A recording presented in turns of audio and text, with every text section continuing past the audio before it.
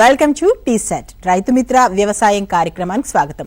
రైతు మిత్రులారా, యాసంగిలో ఆరుతడి పంటలు సాగు చేస్తున్నట్లయితే అసలు ఎరువుల యాజమాన్యం కానీ నీటి యాజమాన్యం కానీ ఏ విధంగా చేయాలి, ఎలాంటి సమయాల్లో ఎలాంటి జాగ్రత్తలు తీసుకోవడం ద్వారా అధిక దిగుబడి పొందగలుగుతాము. సో ఈ రోజు మనము యాసంగికి సంబంధించి ఆరుతడి పంటలకు సంబంధించినటువంటి డీటెయిల్స్ అడిగి తెలుసుకుందాం. మనతో పాటు ఉన్నారు సైంటిస్ట్ డాక్టర్ ఐ తిరుపతి గారు. సార్ నమస్తే. నమస్తే అండి, వెల్కమ్ టు స్టూడియో సార్. నా ఫస్ట్ క్వశ్చన్ ఏంటంటే, అసలు యాసంగి విషయానికి వస్తే అనుకూలమైనటువంటి ఆరుతడి పంటలు అంటే ఏంటి, అసలు వాటి ఇంపార్టెన్స్ ఏంటి, ముందు వాటితో స్టార్ట్ చేద్దాం. సాధారణంగా ఈ యాసంగి కాలంలో మనము సాగు చేసే ఆరుతడి పంటలు చూసుకున్నట్లయితే మన తెలంగాణ రాష్ట్ర విస్తీర్ణంలో దాదాపుగా మనము వరి అనేది ప్రధాన పంటగా పరిగణిస్తాము. దాని తర్వాత మనము ఈ వరి కాకుండా మిగిలిన పంటలు ఏవైతే మనకు తక్కువ నీటి వసతితోటి కొంచెం తక్కువ కాల పరిమితి ఉన్న పంటలు, ముఖ్యంగా అందులో చూసుకున్నట్లయితే ఈ నూనె గింజ పంటలు కానీ లేదంటే అపరాల పంటలు, అదేవిధంగా చిరుధాన్యాలు. సో ఇటువంటి పంటలను మనము ఈ ఆరుతడి పంటలు అంటే తక్కువ నీటి వసతితోటి ఉపయోగించుకొని మనము సాగు చేసుకోవచ్చును. ముఖ్యంగా ఈ ఆరుతడి పంటలు సాగు చేయాల్సిన ఆవశ్యకత కనుక చూసుకున్నట్లయితే మనం కేవలము వరి, అదేవిధంగా వరి తర్వాత మళ్ళీ యాసంగిలో వరి సాగు చేయడం వల్ల అటు మనము ఎక్కువగా నీటిని చేసుకున్నతో పాటుగా మనకు ఈ భూసారం కూడా క్రమేపీ తగ్గే అవకాశాలు ఉంది. అదేవిధంగా చాలా వరకు నేలలు అనేది కూడా చౌడుబారే అవకాశాలు ఉంది. కాబట్టి మనము ఈ పంట మార్పిడి, మనం వరి కాకుండా యాసంగిలో పంట మార్పిడి ఈ అపరాలు కానీ నూనె గింజ పంటల ద్వారా కానీ చేసుకున్నట్లయితే మనకు ఇటు భూసారం కూడా పెరిగే అవకాశం ఉంటుంది. అదేవిధంగా మనకు నీటి వినియోగ శాతం అనేది కూడా చాలా తక్కువగా ఉపయోగించబడి మనకి ఈ పంటలు అనేది చాలా తొందరగా చేతికొచ్చే అవకాశాలు ఉంటుంది. ఇక మనకు అనుకూలమైన పంటలు ఆరుతడి పంటలు కనుక చూసుకున్నట్లయితే ప్రధానంగా నూనె గింజ పంటలు చూసుకున్నట్లయితే మనకు ఈ వేరుశనగ పంట, అదేవిధంగా ప్రొద్దుతిరుగుడు, కుసుమ, ఆవాలు, అదేవిధంగా మనకు ఆముదము, మనకు వేసవిలో అదేవిధంగా ఈ నువ్వుల పంటను ఈ యాసంగిలో మనకు ఈ నూనె గింజ పంటలుగా పరిగణిస్తాము. అదేవిధంగా అపరాలు, ప్రధానంగా మన రాష్ట్రంలో అపరాల సాగులు చూసుకున్నట్లయితే శనగ అనేది ఎక్కువగా మనం ఆరుతడి పంటగా యాసంగిలో సాగు చేయడం జరుగుతుంది. అదేవిధంగా కొద్దిగా మన వరి మాగాణులలో పెసర, మినుము కూడా మనము ఈ ఆరుతడి పంటలుగా సాగు చేయడం జరుగుతుంది. ప్రధానంగా మరొక ఆరుతడి పంటలకు చూసుకున్నట్లయితే మొక్కజొన్న అనేది మన రాష్ట్రంలో ఎక్కువగా యాసంగిలో సాగయ్యే ప్రధాన పంటలు. దీంతో పాటుగా జొన్న, అదేవిధంగా చిరుధాన్య పంటల్లో చూసుకున్నట్లయితే రాగులు మరియు సజ్జల్ని కూడా ఆరుతడి పంటలుగా మనము పరిగణించడం జరుగుతుంది. రైతు మిత్రులారా, మీకు అంటే యాసంగిలో సాగు చేసేటువంటి ఏవైతే ఆరుతడి పంటలు ఉన్నాయో వాటికి సంబంధించి నీటి యాజమాన్యం కానీ ఎరువుల యాజమాన్యం కానీ మీకు ఏమైనా డౌట్స్ ఉంటే స్క్రీన్ మీద స్క్రోల్ అవుతున్నటువంటి ఫోన్ నెంబర్ అయితే నోట్ చేసుకోండి. ఆ నెంబర్కి కాల్ చేయండి. తిరుపతి సార్ ఉన్నారు, తన ఆన్సర్ ఇస్తారు. సార్, ఇప్పుడు మనం టాపిక్ తెలుసుకోవాలంటే ముందు అసలు ఈ సంవత్సరానికి సంబంధించి వర్షపాతం వివరాలు ఎలా ఉన్నాయి, అంటే ఇప్పుడు మనం ఆరుతడి పంటలు సాగు చేయాలంటే దానికి అనుకూలమైనటువంటి వాతావరణం ప్రస్తుతం కనిపిస్తుంది, ఎలా ఉంది సార్ ఓవరాల్ గా? మనం ఈ సంవత్సరం కనుక చూసుకున్నట్లయితే 2024 మనకు వానాకాలము, అదేవిధంగా 2024 యాసంగిలో చూసుకున్నట్లయితే మనకి వర్షపాతము రాష్ట్రంలో గత సంవత్సరం కంటే మనకి ఎక్కువగానే నమోదైంది. సాధారణంగా మన రాష్ట్రము ఎక్కువగా మనము ఈ నైరుతి ఋతుపవనాల మీద మనం ఎక్కువగా ఆధారపడి ఉంటుంది మన వర్షపాతం అనేది. సో దాదాపుగా మనము ఈ సంవత్సరము నైరుతి ఋతుపవనాలలో మనకు కురవలసిన దానికంటే దాదాపుగా 30% వర్షపాతం అనేది మనకు అధికంగానే కురిసింది. మనకు ఉన్న వాతావరణ సమాచారం ప్రకారము దాదాపుగా 900 mm రెయిన్ఫాల్ అనేది మనకు ఈ సంవత్సరం రిసీవ్ అయింది. అదేవిధంగా ఇప్పటి వరకు ఈ రోజు వరకు కూడా చూసుకున్నట్లయితే మనకు దాదాపు 1000 mm రెయిన్ఫాల్ అనేది కూడా మనకు రిసీవ్ అయింది. ఈసారి మనకు గత సంవత్సరంతో పోలిస్తే ఈ సంవత్సరం మనకు దాదాపుగా సెప్టెంబరు మరియు అక్టోబర్ నెలల్లో కూడా మంచి వర్షపాతం పడడం వల్ల మనకి ఎక్కడైతే రైతు సోదరులు వరి కాకుండా మిగిలిన పంటలు అంటే ఈ ఆరుతడి పంటలు వేసుకోవడానికి చాలా అనుకూలంగా మనము ఉన్న నీటి భూమిలో ఉన్న పదునును ఆసరాగా చేసుకొని తక్కువగా తడులిచ్చుకొని మనకు ఈ యాసంగిలో ఆరుతడి పంటలు సాగు చేసే అవకాశం అనేది చాలా అద్భుతంగా ఈ సంవత్సరం అనేది మనకు ఉంది. ఓకే సార్, ఇప్పుడు మీరు ఇంతకుముందు ఆరుతడి పంటలు ఏంటి ఇంపార్టెన్స్ వాటి గురించి చెప్పారు. అయితే మన రాష్ట్రం విషయానికి వద్దాం ఒకసారి. అసలు మన రాష్ట్రంలో ఎక్కువగా సాగు చేసే ఆరుతడి పంటలు అంటే ఏంటి? దాదాపు మీరు అన్నట్టు ఎక్కువగా వరి వైపు మగ్గు చూపుతున్నారు, అలా కాకుండా ఇలా చేస్తే బెటర్ అని చెప్పారు. కాబట్టి మనం ప్రధానంగా ఏవి సాగు చేస్తున్నాం? ప్రధానంగా తెలంగాణ రాష్ట్రంలో చూసుకున్నట్లయితే సాగయ్యే ఆరుతడి పంటల్లో ముఖ్యంగా మొక్కజొన్న అనేది చాలా ప్రధానమైనది. దాదాపు సరాసరిగా మనకు దాదాపు 5 లక్షల ఎకరాలలో మనకు మొక్కజొన్న సాగు విస్తీర్ణం అనేది సాధారణ సాగు విస్తీర్ణము. గత సంవత్సరం మనకు దాదాపు ఒక 2-3 లక్షల ఎకరాల వరకు సాగైంది. అదేవిధంగా ఈ సంవత్సరం కూడా మనకు కనీసం ఒక 3 లక్షల ఎకరాల వరకు కూడా మొక్కజొన్న సాగయ్యే పరిస్థితులు ఉన్నాయి. దాని తర్వాత ఈ మొక్కజొన్న తర్వాత చూసుకున్నట్లయితే వేరుశెనగ, ఈ పల్లీలు దాన్ని అంటాము మనము. ఈ వేరుశెనగ పంట కూడా దాదాపు మనకు 2 లక్షల ఎకరాలలో సాగు అయ్యే అవకాశాలు అనేది ఉంది. దీని తర్వాత మనకు శనగ ఎక్కువ మోతాదులో ఎక్కువ ఏరియాలో మనకు మన తెలంగాణ రాష్ట్రంలో సాగు అవుతుంది. ఈ శనగ పంట తర్వాత మనకు ఈ జొన్న కానీ, దాని తర్వాత ఈ ప్రొద్దుతిరుగుడు, ఇటువంటి పంటలు అనేది కూడా మనకు ఎక్కువగా మన రాష్ట్రానికి అనుకూలమైన పంటలు.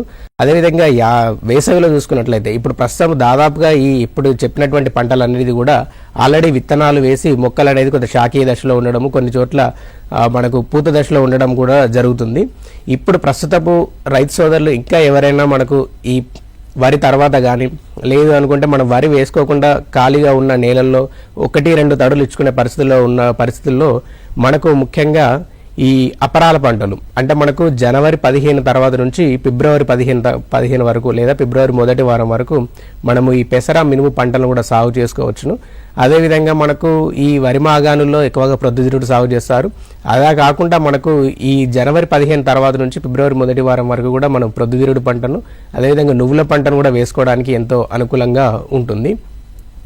సాధారణంగా ఈ వేసవిలో అంటే ముఖ్యంగా ఏంటంటే రాబోయే ఈ ఆల్రెడీ దాదాపు మనకు జనవరి మొదటి వారం వచ్చింది కాబట్టి ఇంకెక్కడైనా రైతు సోదరులు కనుక మనకు వేరే పంటలు వెళ్ళే అవకాశాలు, అదేవిధంగా చాలా వరకు పత్తి కూడా ఈసారి ముందస్తుగా మనకు తీయడం అనేది జరుగుతుంది. 1-2 తడులు ఉన్న పరిస్థితులలో మనం ఈ పత్తి తీసిన తర్వాత కూడా మనకు ఈ అపరాల వైపు కానీ లేదంటే నువ్వుల వైపు అంటే పెసర మినుము కానీ లేదంటే నువ్వుల పంటను మనం సాగు చేసుకున్నట్లయితే అటు మనకు ఆదాయంతో పాటుగా మనకు భూసారం కూడా పెరిగే అవకాశం అనేది ఉంటుంది. ఓకే సార్, మనం ఆరుతడి పంటల గురించి అదేవిధంగా నీటి యాజమాన్యం, ఎరువుల యాజమాన్యం గురించి మాట్లాడుకుందాం అనుకున్నాం. 1 by 1 మాట్లాడుకుంటూ వద్దాం సార్. ముందు మీరు వేరుశెనగ పంట అన్నారు కాబట్టి ఒకసారి వేరుశెనగ పంట విషయానికి వస్తే ఎరువుల యాజమాన్యం అనేది ఎలా చేయాలి, ప్రజెంట్ ఎలాంటి సిచ్యువేషన్ ఉంది, అది దాన్ని వివరిస్తూ ఒకసారి. ఈ వేరుశెనగ పంటను మన రాష్ట్రంలో నూనె గింజ పంటల్లో చాలా ప్రధానమైన పంట. దాదాపు 3 నుంచి 5 లక్షల ఎకరాలలో మనకి ఈ వేరుశెనగ పంట అనేది సాగవుతుంది. ఇందులో ప్రధానంగా మనకు ఈ ఉమ్మడి మహబూబ్నగర్ కానీ, నల్గొండ, అదేవిధంగా మనకు ఈ ఉమ్మడి ఆదిలాబాద్ కొద్ది ఏరియాలో మనకు ఈ వేరుశెనగ పంట అనేది కూడా సాగవడం అనేది జరుగుతుంది. ఈ వేరుశెనగ పంట ప్రస్తుతం ఏంటంటే మనకు ఈ ఉత్తర తెలంగాణ ప్రాంతాలలో చూసుకున్నట్లయితే అంటే ఉమ్మడి ఆదిలాబాద్, ఉమ్మడి కరీంనగర్, ఉమ్మడి నిజామాబాద్ ఈ ప్రాంతాలలో మనకు అక్టోబరు చివరి వారం వరకు కానీ నవంబర్ మొదటి వారం వరకే విత్తనం వేసుకోవడానికి చాలా అనుకూలంగా ఉంటుంది. అదే దక్షిణ తెలంగాణ ప్రాంతాన్ని చూసుకున్నట్లయితే మనకు కనీసం డిసెంబర్ మొదటి వారం వరకు కూడా ఈ పంట సాగు చేసుకోవడానికి మనకు అనుకూలమైన సమయం అనేది ఉంటుంది. సో చాలా వరకు రైతు సోదరులు ఇప్పటికే వేరుశెనగ పంటను వేస్తున్నారు. వేసిన తర్వాత ఒకవేళ ఎవరైనా రైతు సోదరులు ఇంకా వేరుశెనగ పంటను సాగు చేసుకోవాలి అనుకుంటే మనకు జనవరి 15 తర్వాత కూడా అంటే జనవరి చివరి వరకు కూడా మనం ఈ వేరుశెనగ పంటను సాగు చేసుకోవడానికి అనుకూలంగా ఉంటుంది. అయితే ఇందులో ప్రధానంగా ఎరువుల యాజమాన్యం కనుక చూసుకున్నట్లయితే మనము ఆఖరి దుక్కిలో లేదా విత్తనము వేసే సమయంలో ఒక ఎకరానికి 30 కిలోల యూరియాతో పాటు దాదాపు 125 కిలోల సింగిల్ సూపర్ ఫాస్ఫేట్ని కానీ లేదు అనుకుంటే 50 కిలోల డిఏపిని కానీ మనము అందించాలి. దాంతోపాటుగా మనము అడుగు మందుగా పొటాషియం కూడా ఆఖరి దుక్కిలోనే మనం వేసుకోవడం అనేది చాలా ఉత్తమము. ముఖ్యంగా ఈ భాస్వరం సంబంధిత ఎరువులు ఏవైతే ఇంతకుముందు చెప్పినట్టుగా సింగిల్ సూపర్ ఫాస్ఫేట్ కానీ లేదంటే డిఏపి కానీ దీనిని ఖచ్చితంగా అడుగు భాగంలోనే వేయాలి. దాని తర్వాత విత్తిన తర్వాత ఒక 15 లేదా ఒక నెల రోజుల లోపుగా మనం ఒక 30 కిలోల యూరియాను మళ్ళీ మనము పైపాటుగా వేసుకుంటే మంచి దిగుబడి వచ్చే అవకాశం ఉంటుంది. ఈ వేరుశెనగలో ప్రధానంగా చూసుకున్నట్లయితే మనకు భాస్వరం సంబంధిత ఎరువును మనము డిఏపి రూపంలో కాకుండా సింగిల్ సూపర్ ఫాస్ఫేట్ రూపంలో వేసుకోవడం వల్ల మనకు ఈ భాస్వరంతో పాటుగా మనకు ఈ సల్ఫర్ గంధకం అనే పోషకం కూడా మొక్కకు అందడం అనేది జరుగుతుంది.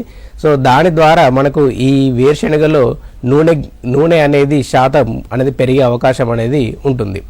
సో ముఖ్యంగా మనకు ఈ వేరుశెనగలో ప్రధానంగా ఇంకొక పోషకం చూసుకున్నట్లయితే జిప్సమ్.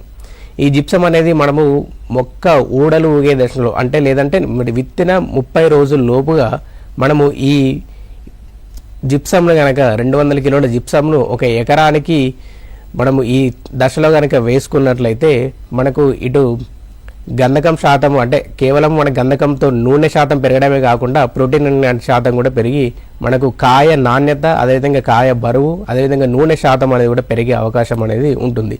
ప్రధానంగా ఈ జిప్సంలో ఏంటంటే మనకు అటు కాల్షియము అటు సల్ఫర్ అంటే కాల్షియంతో పాటు గంధకం కూడా అవైలబుల్గా ఉంటుంది కాబట్టి మనకు ఈ జిప్సం అనేది చాలా ప్రాధాన్యత సంచరించుకుంటుంది. ముఖ్యంగా ఈ వేరుశనగలో మనకు ఈ జిప్సమ్ను వేసుకోవడం వల్ల కేవలము ఈ నూనె శాతము ప్రోటీన్ శాతం పెరగడమే కాకుండా మనకు దిగుబడి కూడా దాదాపుగా 20-25% పెరిగే అవకాశం అనేది ఉంటుంది. కావున రైతు సోదరులు ఖచ్చితంగా వేరుశనగ సాగు చేసేటప్పుడు మొదటి నెల రోజుల లోపు మనము జిప్సమ్ను కనుక వేసుకున్నట్లయితే మంచి దిగుబడిని అనేది సాధించుకోవచ్చును. అదేవిధంగా ఈ జిప్సమ్ అనేది కూడా ఇతర పోషకాలు ఏదైతే మనం పైపాటుగా వేస్తున్న యూరియా కానీ పొటాషియాన్ని ఇటువంటి పోషకాలను కూడా మొక్కలు గ్రహించడానికి ఎంతో అనుకూలంగా ఏర్పరిచి మనకు వాటి గ్రహించే శక్తి అనేది కూడా పెరిగే అవకాశం కూడా ఉంటుంది. సో కావున రైతు సోదరులు ఖచ్చితంగా వేరుశనగ సాగు చేసే రైతులు కంపల్సరీ జిప్సమ్ని వేసుకోవాల్సిందిగా కోరుతున్నాం. సార్, మీరు ఇంతకుముందు నూనె గింజ పంటల విషయం గురించి మాట్లాడుతూ గంధకం గురించి చెప్పారంటే నూనె గింజ పంటల్లో గంధకం యొక్క ఇంపార్టెన్స్ ఏంటి అంటే ఏం చెప్తారు సార్? సో సాధారణంగా నూనె గింజ పంటలలో ఈ నూనె శాతం అనేది కూడా చాలా ముఖ్యము. ఈ నూనె శాతం అనేది మనకు పెరగాలి అంటే కంపల్సరీ ఏదైతే పోషకాలు మనం ఇస్తున్న నత్రజని కావచ్చు, భాస్వరం కావచ్చు, పొటాష్ కావచ్చు, ఈ 3 పోషకాలే కాకుండా మనకు ఈ గంధకం అనేది చాలా ప్రాధాన్యంగా ముఖ్యంగా నూనె గింజ పంటలు. ఎందుకంటే ఈ నూనె గింజ పంటల దిగుబడి అనేది కేవలం మనకు వచ్చే దిగుబడితో కాకుండా నూనె శాతం పెరుగుదల అనేది కూడా ప్రభావం చూపిస్తుంది. కాబట్టి ఈ నూనె శాతం అనేది పెరగడానికి మనకి గంధకం అనేది చాలా ముఖ్యమైనది.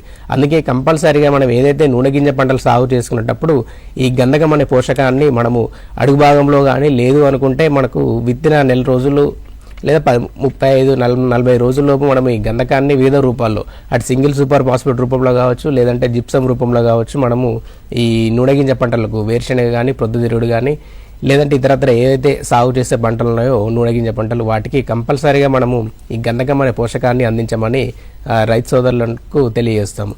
దాని ద్వారా ఏంటంటే నూనె శాతం అనేది పెరగడం చాలా ప్రధానం. ఇక్కడ మనకు కేవలం దిగుబడి ఒకటే కాకుండా నూనె శాతం అనేది పెంచుకోవాలనే ఉద్దేశంతో మనము ఈ గంధకం అనే పోషకాన్ని మనం పైపాటుగా నూనె గింజ పంటలకు ఇవ్వడం అనేది జరుగుతుంది. తిరుపతి గారు, మనకు పొద్దుతిరుగుడు పంట విషయానికి వస్తే చాలా మంది రైతులు అడిగేటువంటి ప్రశ్న మిమ్మల్ని అడుగుతున్నాను. నీటి తడులు ఏ ఏ సమయాల్లో ఇచ్చుకోవాలంటే కొంచెం అది కరెక్ట్గా సరైన పద్ధతిలో ఇచ్చుకోవడం ద్వారా అధిక దిగుబడి ఉంటుంది అని అంటుంటారు. కాబట్టి ఒకసారి వేరుశనగ అది మన పొద్దుతిరుగుడు విషయానికి వచ్చేసరికి నీటి తడులు ఏ ఏ సమయాల్లో ఇవ్వాలి ఏంటి అనేది ఒకసారి క్లియర్గా. ప్రొద్దుతిరుగుడు పంటను చూసుకున్నట్లయితే మనకు ఈ నీటి తడుల విషయంలో ప్రొద్దుతిరుగుడు అనేది చాలా కీలకము. ఎందుకంటే మనకు ప్రతి పంటకు నీటికి చాలా కీలకమైన దశలు ఉన్నట్టుగానే ప్రొద్దుతిరుగుడు కూడా నీటికి కీలక దశలు ఉంటాయి. అందులో కనుక చూసుకున్నట్లయితే మనకు ఈ మొగ్గ తొడిగే దశ, అదేవిధంగా పూత వచ్చే దశ, గింజలు పోసుకునే దశ, ఈ దశలు అనేది చాలా నీటి తడులకు కీలకము. కానీ ప్రొద్దుతిరుగుడు విషయానికి వస్తే ఎక్కడైతే మనకు నీటి వసతి ఉండి ఎక్కువగా మనము నీరు ఇచ్చుకునే పరిస్థితులు ఉంటుందో అటువంటి పరిస్థితులలో మాత్రమే మనం ఈ ప్రొద్దుతిరుగుడును సాగు చేయడం అనేది జరుగుతుంది. సో ముఖ్యంగా మనకు నేల రకాన్ని బట్టి, అదేవిధంగా భూమిలో మరియు వాతావరణంలో ఉన్న ఉష్ణోగ్రతలకు అనుకూలంగా మనము ఈ నీటి తడులు అనేది ఇచ్చుకోవాల్సిన పరిస్థితి ఉంటుంది. ప్రధానంగా చూసుకున్నట్లయితే ఈ నల్లరేగడి నేలల్లో ఎక్కడైతే నీరు ఎక్కువ రోజులు నిల్వ ఉండే పరిస్థితి ఉంటుందో అటువంటి పరిస్థితులలో మనము నీటి తడును ఒక 10-15 రోజులకు ఒకసారి లేదా 10-12 రోజులకు ఒకసారి మనం ఇచ్చుకోవచ్చు. కానీ ఈ ఎర్ర నేలలు లేదు అనుకుంటే ఎక్కడైతే నీరు తక్కువగా నిల్వ ఉండే పరిస్థితులు ఉంటాయో ఇటువంటి నేలల్లో మనము దాదాపు ఒక వారం నుంచి 10 రోజుల వ్యవధిలో నీటి తడిని ఇచ్చుకోవాల్సి వస్తుంది. ఎక్కడైతే మనకు ఈ ప్రొద్దుతిరుగుడు పంటను నవంబరు లేదా డిసెంబర్ మాసాల్లో ఆల్రెడీ రైతు సోదరులు విత్తిన పంట ఉంటుందో అటువంటి వాటిలో మనకు ఈ మొదటి నవంబరు, డిసెంబరు, జనవరి సమయం వరకు కూడా మనము ఈ 7 నుంచి 10 రోజులు లేదంటే 10-12 రోజుల కాల వ్యవధిలో మనం నీటి తడును ఇచ్చుకోవచ్చు. కానీ కొంతమంది రైతు సోదరులు మనకి ఏంటంటే వేసవిలో కూడా ఈ పంటను అంటే జనవరి 15 తర్వాత కూడా సాగు చేస్తారు. కాబట్టి అటువంటి పరిస్థితులలో మనము ఫిబ్రవరి నుంచి మనకు నీరు అనేది అంటే ముఖ్యంగా ఏంటంటే వాతావరణంలో ఉష్ణోగ్రత శాతం అనేది పెరుగుతుంది, మనకు తేమ శాతం అనేది కూడా తగ్గిపోయే అవకాశం ఉంటుంది. కాబట్టి తొందరగా మనకు తేమ అనేది ఆరిపోతుంది, కాబట్టి నేలలో తొందరగా తేమ పోతుంది. కాబట్టి ఇటువంటి పరిస్థితులలో నేలలోని తేమకు అనుగుణంగా మనము ప్రతి వారం 7 నుంచి 10 రోజులకు ఒకసారి నీటి తడులను ఇచ్చుకుంటే మనకు పంట అనేది మంచిగా పెరిగి మన చేతికి వచ్చే అవకాశం అనేది ఉంటుంది. ఎస్, రైతు మిత్రులారా వింటున్నారు కదా, తిరుపతి సార్ అయితే చాలా క్లియర్గా చెప్తున్నారు ఆరుతడి పంటల గురించి, ఏ సమయంలో ఏం చేయాలి ఏం చేయకూడదని. ఇంకా మీకు ఏమైనా డౌట్స్ ఉంటే స్క్రీన్ మీద స్క్రోల్ అవుతున్నటువంటి ఫోన్ నెంబర్ అయితే నోట్ చేసుకోండి, ఆ నెంబర్కి కాల్ చేయండి, సార్ ఉన్నారు ఆన్సర్ ఇస్తారు. సార్ ఇంకొకటి, ఇప్పుడు మనము శనగ పంట గురించి మాట్లాడుకుందాం సార్. శనగ పంట విషయానికి వచ్చేసరికి కూడా అంటే ఎరువులు ఎప్పుడు వేయాలి, ఎంత మోతాదులో వేయాలి, అదే సమయంలో నీటి యాజమాన్యం, ఎందుకంటే కొంతమంది అంతర పంటగా కూడా సాగు చేస్తుంటారు, అసలు ఓవరాల్గా శనగ పంటకు సంబంధించి ఎరువులు, నీరు ఈ రెండు కూడా చెప్పండి సార్. సో శనగ పంటను మన రాష్ట్రంలో చూసుకున్నట్లయితే ఎక్కువగా ఉమ్మడి ఆదిలాబాద్ అదేవిధంగా నిర్మల్ ఏరియాలో ఎక్కువగా సాగు చేస్తారు.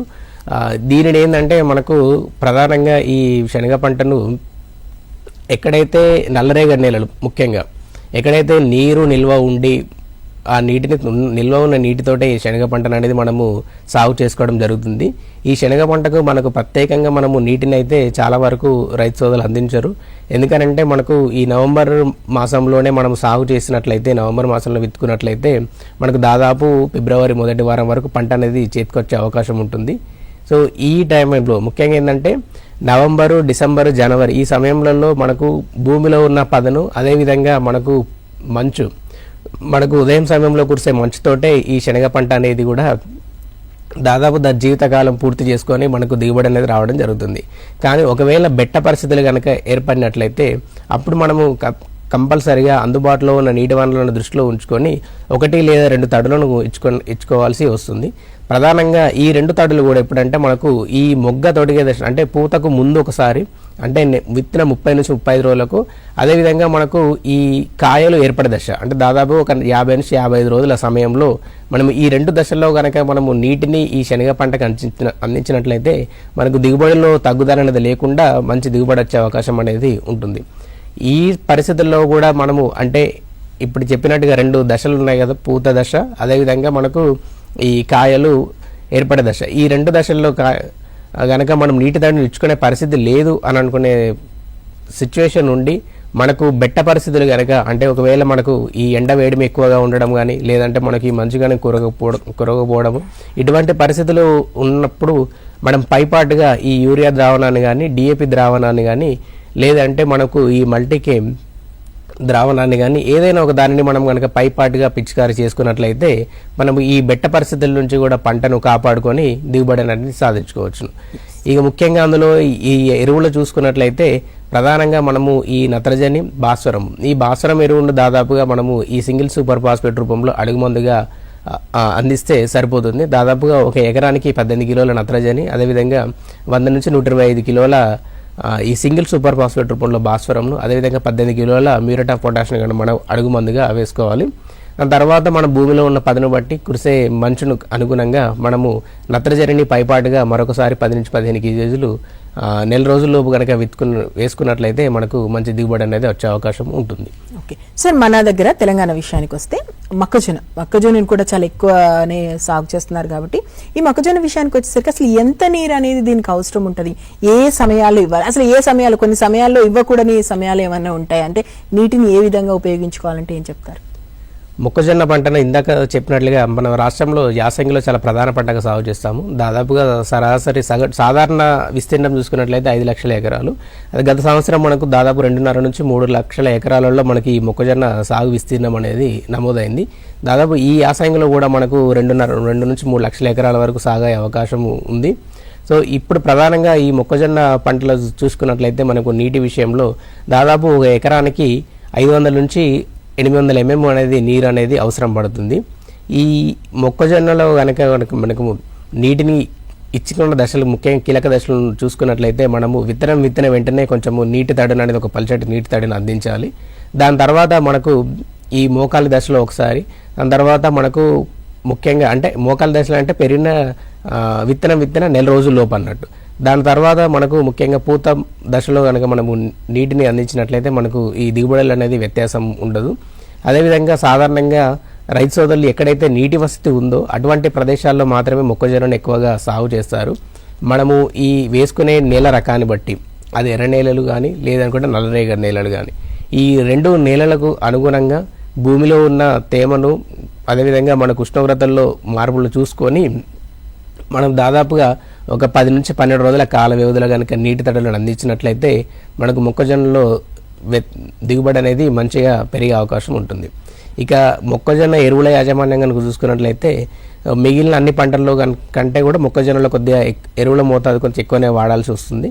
ఒక ఎకరానికి దాదాపు 80 నుంచి 100 కిలోల యూరియాను, అదేవిధంగా మనకు 36 నుంచి 40 కిలోల భాస్వరము, మనకు 40 కిలోల ఈ సింగిల్ మ్యూరేట్ ఆఫ్ పొటాషియం కూడా మనం వేసుకోవాలి.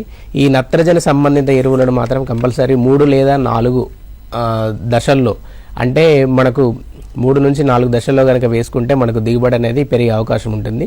ముఖ్యంగా ఈ మొదటి దశ అంటే ఎప్పుడైతే మనకు విత్తన వెంటనే కానీ లేదంటే ఆఖరి దుక్కిలో కానీ మనము వేసుకోవడము, దాని తర్వాత మోకాలి దశలో సో మనము నత్రజనిని 3 భాగాలుగా విభజించుకున్నప్పుడు మొదటిది విత్తన వెంటనే లేదంటే ఆఖరి దుక్కిలో, దాని తర్వాత మనకు రెండోది ఏంటంటే మోకాల దశలో అంటే విత్తనం నెల రోజుల్లోపు, దాని తర్వాత మనకు పూత దశలో కనుక 3 సమయంలో కనుక మనం వేసుకున్నట్లయితే నత్రజనిని మనకు పెరుగుదల మంచిగా ఉండి దిగుబడి కూడా పెరిగే అవకాశం అనేది ఉంటుంది.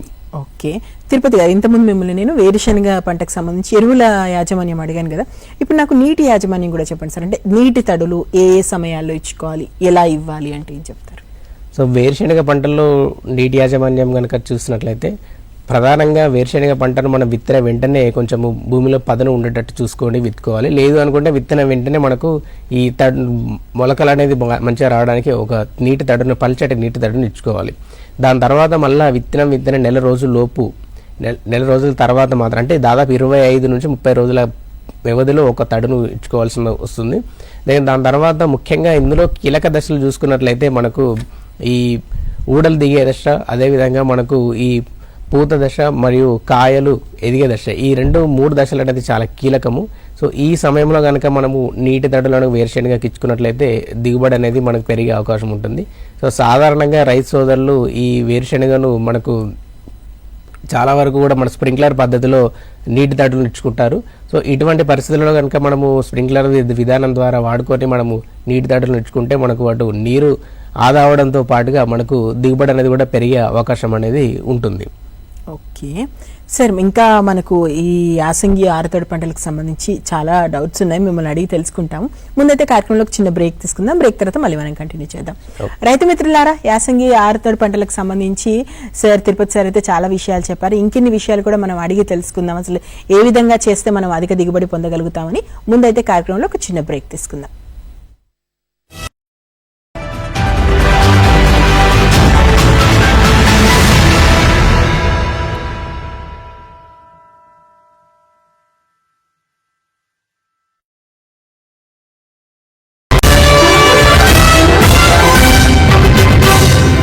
భూమి ఉపరితలంపై ఉన్న పెద్ద భూభాగమే ఖండం. ఆసియా, ఆఫ్రికా, ఉత్తర అమెరికా, దక్షిణ అమెరికా, అంటార్కిటికా, యూరప్, ఆస్ట్రేలియా వంటి 7 ఖండాలు ఈ సువిశాల భూ ప్రపంచంలో ఉన్నాయి.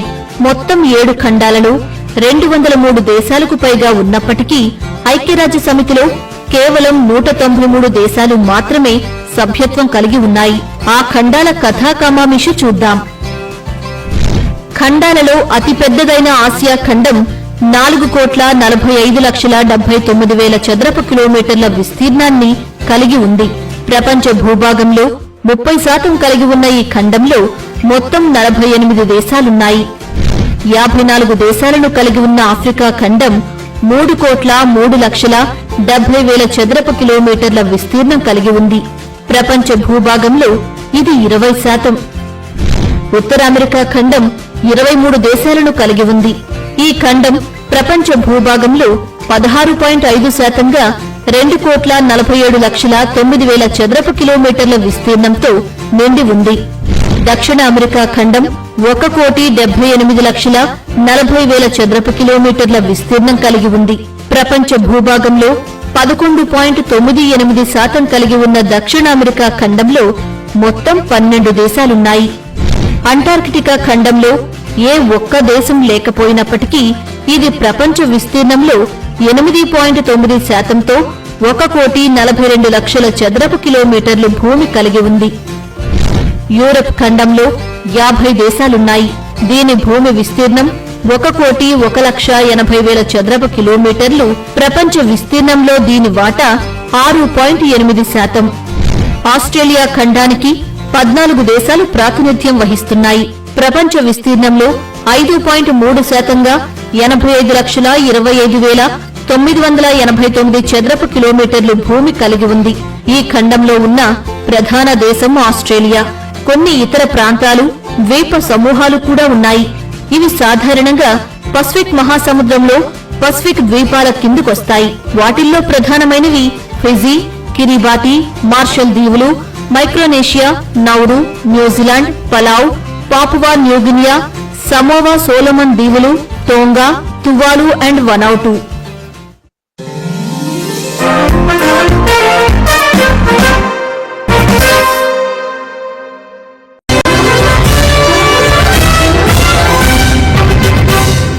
నమస్తే టీసాట్ వ్యూయర్స్. మనుషుల సహజ ఆసక్తిని తీర్చడంతో పాటు అనేక పోటీ పరీక్షలు, ఉద్యోగ సంబంధిత అంశాల్లో తరచుగా అడిగే జనరల్ నాలెడ్జ్ అంశాల్లో భాగంగా ఈ కార్యక్రమంలో భారత రాష్ట్రపతుల గురించి తెలుసుకుందాం. మన దేశానికి స్వాతంత్రం వచ్చినప్పటి నుండి ఇప్పటి వరకు 18 మంది రాష్ట్రపతులు అయ్యారు. ఎవరెవరు ఏ కాలంలో పదవిలో ఉన్నారనే వివరాలను ఇప్పుడు చూద్దాం. భారతదేశం మొదటి రాష్ట్రపతిగా బీహార్ కు చెందిన డాక్టర్ బాబు రాజేంద్ర ప్రసాద్ 1950 జనవరి 26 నుంచి 1962 మే 13వ తేదీ వరకు మొత్తం 12 సంవత్సరాల 107 రోజులు పదవిలో ఉన్నారు. రెండో రాష్ట్రపతిగా తమిళనాడుకు చెందిన డాక్టర్ సర్వేపల్లి రాధాకృష్ణన్ 1962 మే 13వ తేదీ నుంచి 1967 మే 13వ తేదీ వరకు 5 సంవత్సరాలు రాష్ట్రపతిగా కొనసాగారు. అనంతరం మూడో రాష్ట్రపతిగా ఉత్తరప్రదేశ్ కు చెందిన డాక్టర్ జాకీర్ హుస్సేన్ 1967 మే 13వ తేదీ నుంచి 1969 మే 3వ తేదీ వరకు 1 సంవత్సరం 11 నెలల 20 రోజులు పదవిలో ఉన్నారు. పదవిలో ఉన్నప్పుడే జాకీర్ హుస్సేన్ మరణించడంతో తాత్కాలిక రాష్ట్రపతిగా ఒడిశాకు చెందిన వివి గిరి 1969 మే 3వ తేదీ నుంచి 1969 జూలై 20వ తేదీ వరకు 78 రోజులు తాత్కాలిక రాష్ట్రపతిగా పనిచేశారు. అనంతరం తాత్కాలిక రాష్ట్రపతిగా ఛత్తీస్గఢ్ కు చెందిన ఎం హిదయతుల్లా 1969 జూలై 20వ తేదీ నుంచి 1969 ఆగస్టు 24వ తేదీ వరకు కేవలం 35 రోజులు తాత్కాలిక రాష్ట్రపతిగా పనిచేశారు. నాలుగో రాష్ట్రపతిగా ఒడిశాకు చెందిన వరహగిరి వెంకటగిరి వివి గిరి 1969 ఆగస్టు 24వ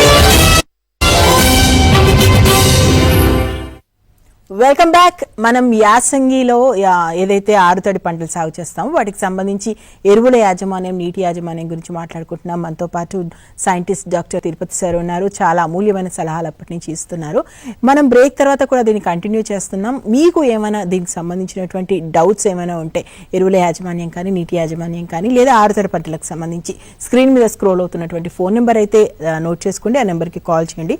సార్ ఉన్నారు, సలహాలు ఇస్తారు. సరే, ఇంకొక విషయం ఏంటంటే ఇప్పుడు నీటికి సంబంధించి సున్నితమైన దశలు అంటుంటారు. అంటే అసలు ఈ సున్నితమైన దశలు ఏంటి? ఇప్పుడు ఆరుతడి పంటల్లో ఏ ఏ పంటకు సంబంధించి ఈ సున్నితమైన దశలు ఉంటాయి? వాటిని ఎలా ఎదుర్కోవాలి రైతు మిత్రులు? ప్రధానంగా ప్రతి పంటకు నీటికి అనే సున్నితమైన దశలు ఉంటాయి. అసలు ఈ నీటికి సున్నితమైన దశలు ఏంటి అంటే ఏదైతే సమయాల్లో మనకున్న నీటి వనరులకు అనుగుణంగా చేసుకొని మనము ఒక పంటకు 2 లేదా 3 తడులు ఇచ్చే అవకాశమే ఉంటుంది. సో అటువంటి పరిస్థితులలో మనము ఓన్లీ కొన్ని సందర్భాలలో మాత్రమే, అంటే కొన్ని దశల్లో మాత్రమే మనము నీటిని అందించిన పరిస్థితి ఉన్నప్పుడు చాలా ప్రధానమైన దశల్లో నీటిని ఆ దశల్లో కనుక నీటిని మనం అందించకపోతే మనకు ఆ పంట దిగుబడిపై చాలా ప్రభావితం చూపిస్తుంది. సో అటువంటి వాటిని మనం నీటికి సున్నితమైన దశలు కానీ నీటికి కీలకమైన దశలు అంటాం. ఉదాహరణకు చూసుకున్నట్లయితే మనకు ఇంతకుముందు చెప్పినట్టుగా మనకు చాలా పంటలు అంటే వేరుశెనగ కానీ, ప్రొద్దుతిరుగుడు కానీ, మొక్కజొన్న కానీ, జొన్న ఇటువంటి పంటల్లో కనుక మనకు పూత మరియు గింజలు ఏర్పడే దశలు అనేది చాలా కీలకమైన దశలు. అంటే ఆ దశల్లో కనుక వాటర్ స్ట్రెస్ అంటే నీటి ఎద్దడి పరిస్థితులు కనుక ఉంటే మనము ఆ పంట యొక్క దిగుబడిపై చాలా ప్రభావం అనేది కనబడుతుంది. సో అటువంటి దశల్లో మనము నీటిని మనకున్న వనరులతో దృష్టిలో ఉంచుకొని 1 లేదా 2 తడులను ఆ దశలో కనుక మనము మొక్కకు అందిస్తే మనకు దిగుబడి అనేది పెరిగే అవకాశం అనేది ఉంటుంది. సో అందుకే ప్రతి పంటకు నీటికి కీలక దశలు కానీ, సున్నిత దశలు కానీ ఉంటాయి. ముఖ్యంగా చూసుకున్నట్లయితే ఇప్పుడు ఈ ఆరుతడి పంటలు అంటే ఈ వేరుశెనగ కావచ్చు, శనగ కావచ్చు, ముఖ్యంగా మనకు ఈ వేరుశెనగ పంటల్లో నీటికి కీలకమైన దశలు చూసుకున్నట్లయితే మనకు ఈ పూత దశ, అదేవిధంగా కాయలు ఊరే దశ అనేది చాలా కీలకము. సో ఈ 2 దశల్లో కనుక మనకు నీటి తడులను కనుక ఇచ్చుకున్నట్లయితే మనకు దిగుబడిపై ప్రభావం అనేది చూపదు. ముఖ్యంగా ఈ శనగ పంటను చూసినప్పుడు మనకి ఇందాక చెప్పినట్టుగా పూత సమయంలో, అదేవిధంగా కాయలు పెరిగే సమయంలో ఈ 2 దశలు అనేది నీటికి చాలా కీలకమైన దశలు. ఈ దశల్లో కనుక మనము ఈ నీటి తడును ఇచ్చుకున్నట్లయితే అంటే బెట్ట పరిస్థితులు లేకుండా చూసుకోవాలి. ఈ సమయంలో మనం 1 లేదా 2 తడులు ఇచ్చుకోవడము, లేదనుకుంటే పైపాటుగా మనము ఎటువంటి ద్రావణాలు అంటే ఈ పోషకాలను కనుక మనం పిచికారి చేసుకోవడం వల్ల మనకు దిగుబడి అనేది పెరిగే అవకాశం అనేది ఉంటుంది. ముఖ్యంగా అదేవిధంగా మనకు ఇక వేరే పంటలు అంటే ఇప్పుడు శనగ కాకుండా మొక్కజొన్న పంటలు చూసుకున్నట్లయితే నీటికి కీలకమైన దశల్లో ప్రధానంగా మనకు ఈ మోకాలి దశల అంటే విత్తిన నెల రోజుల్లోపు, నెక్స్ట్ అదేవిధంగా మనకు పూత దశలో మరియు గింజలు పాలు పోసుకునే దశ, ఈ దశలు అనేది మనకు నీటికి కీలకమైన దశలు. ఇటువంటి సమయంలో మనము నీటి తడులు అనేది ఇచ్చుకోవాలి. అట్లా ప్రతి పంటల్లో కూడా మనకు చాలా వరకు ఈ కీలక దశలు అనేది నీటికి చాలా సున్నితమైన దశలు కానీ కీలక దశలు కానీ ఉంటాయి. సో ఇటువంటి సమయంలో కనుక మనము నీటిని మనకున్న వనరులను అనుగుణంగా చేసుకొని 1 లేదా 2 తడులను ఇచ్చుకునే పరిస్థితి ఉన్నప్పుడు రైతు సోదరులు ఈ సమయాలలో కనుక నీటిని మొక్కకు అందించినట్లయితే మనకు దిగుబడిపై ప్రభావం అనేది చూపదు. ఓకే సార్, మనం ఒకసారి జొన్న పంట గురించి కూడా మాట్లాడుకుందాం. ఎందుకంటే రైతు మిత్రులు జొన్న కూడా ఎక్కువగానే సాగు చేస్తున్నారు. అయితే జొన్న పంట విషయానికి వచ్చేసరికి ఎరువులు అనేవి ఏ సమయాల్లో తీసుకోవాలి, ఎంత మోతాదులో తీసుకోవాలి, ఆ ఎరువులు ఎలా వాడుతుండాలి ఏంటి అనేది ఓవరాల్గా జొన్న పంటకు సంబంధించి ఎరువుల యాజమాన్యం అంటే ఏం చెప్తారు సార్? సో జొన్న పంటలు మనకు గత 2 సంవత్సరాల నుంచి మన రాష్ట్రంలో ఈ జొన్న పంట విస్తీర్ణం అనేది కూడా కొంతవరకు పెరుగుతుంది. ప్రధానంగా మనకు ఈ ఇంటర్నేషనల్ ఇయర్ ఆఫ్ మిల్లెట్స్ పురస్కరించుకొని మనకు ఈ చిరుధాన్యాల సాగుపై విస్తృతంగా ప్రచారం చేయడము, అదేవిధంగా ఇప్పుడున్న పరిస్థితులలో చాలా వరకు ఇటు చాలామందికి ఏంటంటే మనకు ఈ డయాబెటిక్ ప్రాబ్లము, అదేవిధంగా మారుతున్న జీవన శైలి ఆరోగ్య రీత్యా ఈ చిరుధాన్యాల సాగు అదేవిధంగా చిరుధాన్యాల యొక్క తీసుకోవడం ఇంటేక్లో మనకు డిమాండ్ అనేది పెరిగింది. సో ఆ పరంగా చూసుకున్నట్లయితే మనకు ఈ సాగు విస్తీర్ణం అనేది జొన్నది మన తెలంగాణలో చాలా కీలకము. ముఖ్యంగా ఏంటంటే దాదాపు 1-2 లక్షల ఎకరాలలో మనకి ఈ జొన్న సాగు విస్తీర్ణం అనేది మనకు ప్రతి సంవత్సరం అనేది ఉంటుంది. సో ఈ జొన్న పంటను ఎక్కువగా వానాకాలం కంటే యాసంగిలోనే సాగు చేస్తారు. ప్రధానంగా ఉమ్మడి మహబూబ్నగర్ కానీ ఉమ్మడి ఆదిలాబాద్ జిల్లాలో మనకు ఉమ్మడి మెదక్ జిల్లాలో మనకు ఈ జొన్న పంట అనేది ఎక్కువగా సాగు చేయడం అనేది జరుగుతుంది. ముఖ్యంగా రైతు సోదరులు ఈ జొన్న పంటను ఎక్కడైతే నల్లరేగడి నేలల్లో వాతావరణం అంటే ముఖ్యంగా ఏంటంటే వర్షాధారంగా మనకు ఈ నల్లరేగడి నేలల్లో సెప్టెంబర్ అక్టోబర్ మాసాలలో మనం ఈ జొన్న పంటను సాగు చేయడం జరుగుతుంది. ఈ జొన్న పంటకు మనకు ఈ భూమిలో ఉన్న పదనకు అంటే భూమిలో ఉన్న తేమను అనుగుణంగా చేసుకొని మనం ఈ జొన్న పంటను ఎక్కువగా రైతు సోదరులు సాగడం చేయడం అనేది జరుగుతుంది. కానీ అక్కడక్కడ ఎక్కడైతే నీటి వసతి ఉన్న ప్రాంతాల్లో కూడా రైతు సోదరులు ఈ జొన్నను వరి మాగాణుల్లో కూడా అంటే దాదాపు నవంబరు చివరి వారం వరకు కూడా మరి వరి మాగాణుల్లో ఈ జొన్నను అనేది వేసుకోవడము చూస్తున్నాము. సో ముఖ్యంగా ఈ జొన్న పంటల్లో ఎరువుల యాజమాన్యాలు చూసుకున్నట్లయితే 1 ఎకరానికి దాదాపు 40 కిలోల నత్రజని, అదేవిధంగా మనకు దాదాపు 24 కిలోల భాస్వరము, మనకు 18 నుంచి 20 కిలోల పొటాష్ ఇచ్చే ఎరువులను మనము వేసుకోవాలి. వీటిని మనము ఈ ఆఖరి దుక్కిలో ముఖ్యంగా ఏంటంటే విత్తన సమయంలో కానీ లేదంటే ఆఖరి దుక్కిలో మనము వీటిని వేసుకోవాలి. ముఖ్యంగా ఈ నత్రజని సంబంధిత ఎరువు ఏదైతే ఉందో ఈ 40 కేజీల నత్రజనిని మనము సగంగా అంటే మొదటి సగ భాగాన్ని అంటే 20 కేజీల నత్రజనిని మనము ఆఖరి దుక్కిలో కానీ విత్తనం వేసిన సమయంలో, దాని తర్వాత మరొక 20 కేజీల నత్రజనిని మనము విత్తిన నెల రోజుల్లోపు కనుక వేసుకున్నట్లయితే మనకు ఈ దిగుబడి అనేది పెరిగే అవకాశం అనేది ఉంటుంది. ప్రధానంగా ఈ భాస్వరం సంబంధిత ఎరువులు కానీ లేదంటే పొటాష్ సంబంధిత ఎరువులు ఎక్కడైతే నల్లరేగడి నేలలు ఉన్నాయో ఇటువంటి పరిస్థితులలో ఈ పొటాష్ సంబంధిత ఎరువులను పూర్తిగా మనము ఆఖరి దుక్కిలో అడుగుమందుగా వేసుకోవాలి. మనకు ఎర్ర నేలలు కానీ లేదంటే కొద్దిగా మోతాదులో నీరు తక్కువగా ఉండే నీళ్ళలో చూసుకున్నట్లయితే మనము ఈ పొటాష్ను 2 భాగాలుగా విభజించుకొని 2వ దఫాలో యూరియాతో పాటుగా సగం పొటాష్ కనుక అందించినట్లయితే మొక్కలు అనేది ఏపుగా పెరిగి దిగుబడి అనేది పెరుగుతుంది. ప్రధానంగా ఈ జొన్న పంటలు చూసుకున్నప్పుడు మనకు ముఖ్యంగా భాస్వరం సంబంధిత ఎరువులను అయితే ఖచ్చితంగా అడుగు భాగంలోనే మాత్రమే వేసుకుంటే మనకు దిగుబడి అనేది కూడా పెరిగే అవకాశం ఉంటుంది.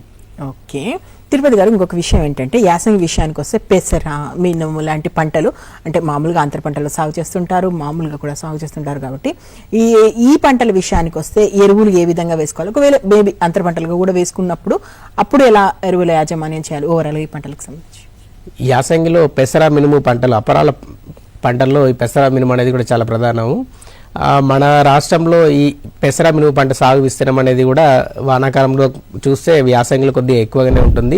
ముఖ్యంగా ఏంటంటే రైతు సోదరులు చాలా వరకు ఈ అక్టోబర్ మాసంలో మనము వేసుకుంటారు. అదేవిధంగా కొంతవరకు ఇప్పుడు ప్రధానంగా వరి మాగాణుల్లో అంటే వరి కోసిన తర్వాత కూడా మనకు ఈ పెసర సాగు విస్తీర్ణం అనేది కూడా పెరుగుతుంది.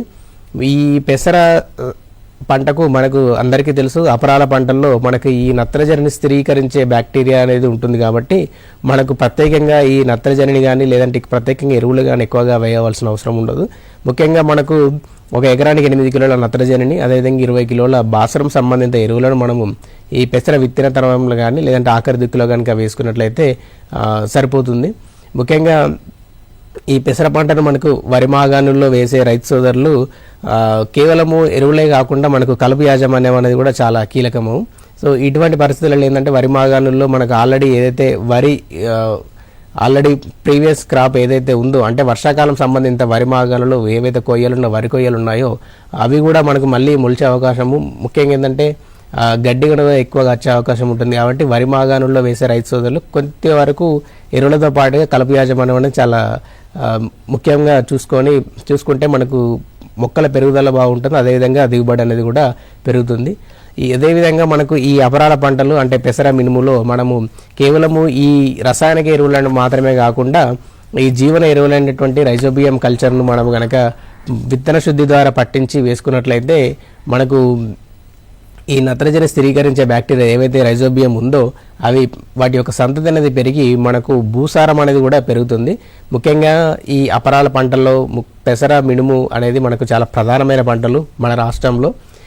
వీటితో పాటుగా మనకు కేవలము వరి మాగాణులు కాకుండా మనము ఈ పత్తి తీసిన తర్వాత కూడా అంటే ప్రస్తుతము చాలా వరకు రైతు సోదరులు పత్తి అనేది దాదాపు 2వ లేదా 3వ దశలో అయిపోయింది. పత్తి తీత అనేది కూడా చాలా వరకు కంప్లీట్ అవుతుంది. ఎక్కడైతే నీటి వసతి ఉండి 1-2 తడులు ఇచ్చుకునే పరిస్థితులు ఉందో ఈ పరిస్థితుల్లో కూడా మనకు జనవరి 15 తర్వాత కూడా పెసర మినుము అనేది మనం సాగు చేసుకోవడానికి ఎంతగానో అనుకూలంగా ఉంటుంది. ఓకే తిరుపతి గారు, ఇంకొక డౌట్ ఏంటంటే ప్రస్తుతం ఇప్పుడు ఉన్నటువంటి వాతావరణ పరిస్థితుల్లో ఈ సమయాన్ని బట్టి ఏ పంటలు అనుకూలంగా ఉంటాయి మన రాష్ట్రం విషయానికి వస్తే? సో గత సంవత్సరంతో పోలిస్తే మనకు ఈ సంవత్సరము ఈ సాగు విస్తీర్ణం అనేది కొంచెము చాలా ఎర్లీగా అంటే టైంకు మనకు విత్తనము సోయింగ్ అనేది చాలా వరకు జరుగుతుంది. గత సంవత్సరంతో పోలిస్తే ఈ సంవత్సరం మనకు దాదాపుగా యాసంగి ఆరుతడి పంటల సాగు అనేది జరిగిపోయింది.